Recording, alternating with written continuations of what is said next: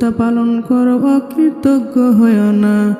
আল্লাহ রাব্বুল আলামিন আর কুরআনের মধ্যে ইরশাদ করেন, যে বান্দা আমাকে তার অন্তরে স্মরণ করে তার অষ্ট নড়াতে থাকে, আমি তার সঙ্গী হয়ে যাই। আর যে বান্দা আমার স্মরণ তার অন্তরে করে, তার আমি সাথী হয়ে যাই।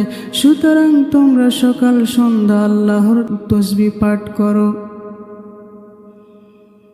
ওয়ালা যিকরুল্লাহি আকবার, নিশ্চয় আল্লাহর জিকির সর্বাপেক্ষা বড়। তাজদারে মদিনা সাল্লাল্লাহু তাআলা আলাইহি ওয়াসাল্লাম ইরশাদ করেন, উদাসীনদের মধ্যে আল্লাহকে স্মরণকারী ব্যক্তি যেমন যুদ্ধের ময়দান থেকে পলায়নকারীদের তুলনায় গাজী এবং মহাপুরুষ। রাসূলুল্লাহ সাল্লাল্লাহু তাআলা আলাইহি ওয়াসাল্লাম আরও ইরশাদ করেন, যে বেহেশতের বাগানে পদচারণা করতে আগ্রহী সে যেন আল্লাহ তাআলাকে বেশি বেশি করে স্মরণ করে। রাসূলুল্লাহ সাল্লাল্লাহু তাআলা আলাইহি ওয়াসাল্লাম আরও ইরশাদ করেন, আল্লাহ রাব্বুল আলামিন বলেছেন, যে বান্দা আমাকে তার অন্তরে স্মরণ করে, আমিও তাকে আমার অন্তরে স্মরণ করি। তদ্রূপ যে বান্দা আমাকে মানব সমাবেশে স্মরণ করে, আমি তাকে তদুপেক্ষা উত্তম সমাবেশে স্মরণ করি। যে বান্দা আমার দিকে 1 বিঘত পরিমাণ অগ্রসর হই, আমি তার দিকে 1 হাত পরিমাণ অগ্রসর হই। যে বান্দা আমার দিকে 1 হাত অগ্রসর হই, আমি তার দিকে উভয় বাহু বিস্তারিত পরিমাণ অগ্রসর হই। তেমনি যে বান্দা আমার দিকে হেঁটে আসে, আমি তার দিকে দৌড়াইয়া যাই। বর্ণিত আছে, মৃত্যু সায়নে প্রতিটি আত্মা পিপাসায় কাতর হয়। ওই প্রচণ্ড পিপাসা কাতর অবস্থায় সে ইহকাল থেকে পরকাল গমন করে, কিন্তু আল্লাহকে স্মরণকারী ব্যক্তি সে সময় পিপাসা কাতর হয় না। হযরত মুআয ইবনে জবল রাদিয়াল্লাহু তাআলা আনহু বলেন, বেহেশতের মধ্যে অনুতাপ আক্ষেপ বলে কোনো জিনিস থাকে না। তবুও বেহেশতবাসীরা শুধুমাত্র একটি জিনিসের জন্য আক্ষেপ করতে থাকে, যে সময়টুকু তারা পৃথিবীতে বসবাসকালে আল্লাহ তাআলাকে স্মরণ করে নাই, ওই সময়টুকুর জন্য তারা আক্ষেপ করতে থাকে, অনুতাপ করতে থাকে। হযরত আবু হুরায়রা রাদিয়াল্লাহু তাআলা আনহু বলেন, পৃথিবীর যে গৃহগুলিতে আল্লাহ তাআলাকে স্মরণ করা হয়, সেই গৃহগুলি নক্ষত্রের মতো চমকাতে থাকে, যা ফেরেশতারা আসমান থেকে প্রত্যক্ষ করে থাকেন।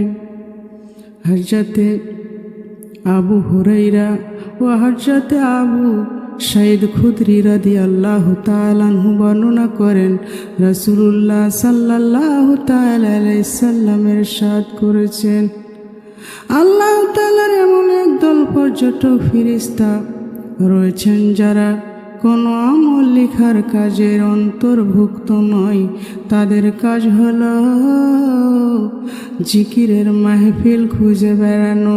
যখন তারা লোকেদের একত্রিত হয়ে আল্লাহর স্মরণে ব্যস্ত দেখে, তখন তারা একে অপরকে ডেকে বলে, ওগো এখানেই আমাদের কাম্য বস্তু। তারপর সেখানে তারা উপস্থিত হয়ে রহমতের ডানা দ্বারা সেই জিকিরকারীদের আকাশ পর্যন্ত ছেয়ে নেয়। তখন আল্লাহ রাব্বুল আলামিন প্রশ্ন করে, ওগো আমার ফেরেশতারা, আমার বান্দাদের কি করতে দেখলে? ফেরেশতারা বলে, হে আল্লাহ রাব্বুল আলামিন, আপনার বান্দাদের আপনার পবিত্রতা বর্ণনা ও মহত্বতা ঘোষণা এবং আপনার স্মরণে মশগুল দেখেছি। আল্লাহ রাব্বুল আলামিন তখন প্রশ্ন করে, ওগো ফেরেশতারা, আমার বান্দারা কি আমাকে কখনো চক্ষু দ্বারা দেখেছে? ফেরেশতারা উত্তর করেন, হে আল্লাহ রাব্বুল আলামিন, আপনার কসম, আপনার বান্দারা কখনো আপনাকে চক্ষু দ্বারা দেখে নাই। আল্লাহ রাব্বুল আলামিন আবার প্রশ্ন করে, আমার বান্দারা কি জিনিস থেকে আশ্রয় প্রার্থনা করে? ফেরেশতারা উত্তর দেয়, হে আল্লাহ রাব্বুল আলামিন, তারা জাহান্নাম থেকে আশ্রয় প্রার্থনা করে।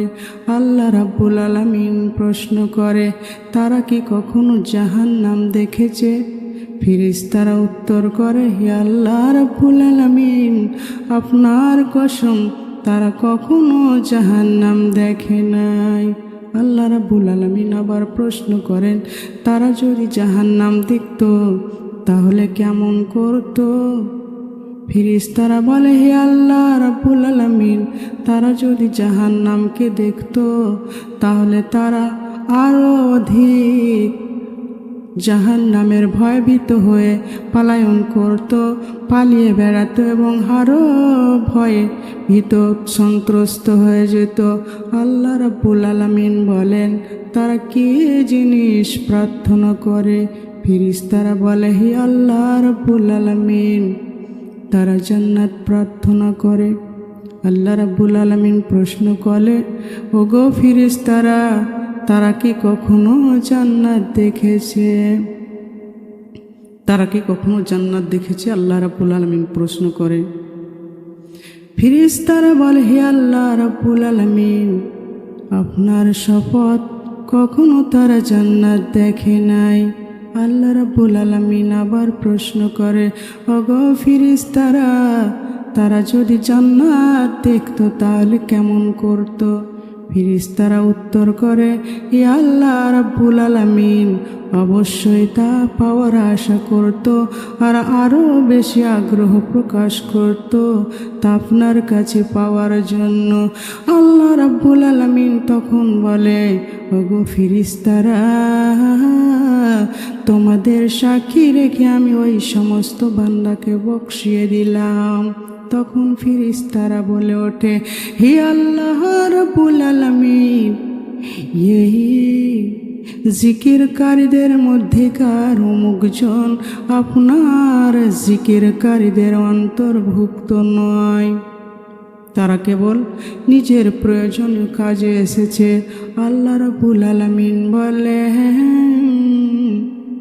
হুমুল কওমুলা ইয়াশকা জালিসাহুম, তারা এমন সম্প্রদায় যাদের সহচর বঞ্চিত হয় না। কালিমা লা ইলাহা ইল্লাল্লাহ, কালিমা লা ইলাহা ইল্লাল্লাহ, লা ইলাহা ইল্লাল্লাহু মুহাম্মাদুর রাসূলুল্লাহ, কালিমা লা ইলাহা ইল্লাল্লাহ। আকাশের মালিক যে আল্লাহ, জমিনের মালিক সেই আল্লাহ, সূর্যের মালিক যে আল্লাহ, চন্দ্রের মালিক সেই আল্লাহ। কালিমা লা ইলাহা ইল্লাল্লাহ, কালিমা লা ইলাহা ইল্লাল্লাহ, লা ইলাহা ইল্লাল্লাহু মুহাম্মাদুর রাসূলুল্লাহ সাল্লাল্লাহু তাআলা আলাইহি ওয়াসাল্লাম।